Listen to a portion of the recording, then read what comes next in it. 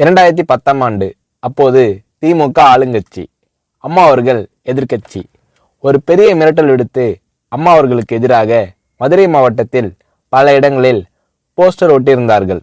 அந்த போஸ்டரில் அம்மா அவர்கள் மதுரைக்கு வந்தால் திரும்பி செல்ல மாட்டார், மதுரைக்கு அம்மா அவர்கள் வரக்கூடாது என்று மதுரை மாவட்டத்தில் பல இடங்களில் அந்த போஸ்டரை ஒட்டி பெரிய மிரட்டல் எல்லாம் கொடுத்தார்கள்.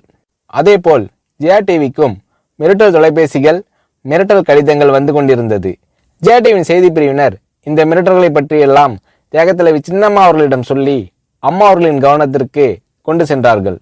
அம்மா அவர்கள் துணிச்சல், வீரம், கம்பீரம் இவற்றின் ஒட்டுமொத்த உருவம்.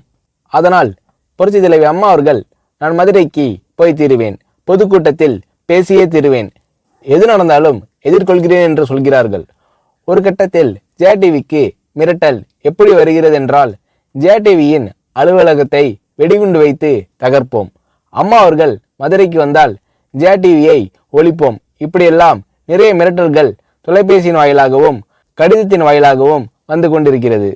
இந்த மிரட்டல்களை எல்லாம் கடந்து அம்மா அவர்கள் மதுரைக்கு சென்று பிரம்மாண்டமான பொதுக்கூட்டத்தில் லட்சக்கணக்கான மக்கள் மத்தியில் எழுச்சி உரையாற்றும் போது, ஒரு எதிர்க்கட்சியின் தலைவி என்ற முறையில் என்னை நீங்கள் மிரட்டுங்கள், ஒரு எதிர்க்கட்சியினை நான் நடத்துகிறேன் என்பதற்காக கழகத்தை மிரட்டுங்கள், ஜெயா டிவியை எதற்காக மிரட்டுகிறீர்கள், ஜெயா டிவியின் அலுவலகத்தை நீங்கள் தகர்ப்பீர்களா, ஜெயா டிவியை நீங்கள் ஒழித்து கட்டிவிடுவீர்களா, பார்க்கலாமா, ஜெயா டிவியை ஒழித்து கட்டிவிட்டால் என்னுடைய அரசியல் குரலை ஒழித்து விடலாம் என்று கனவு காண்கிறீர்களா?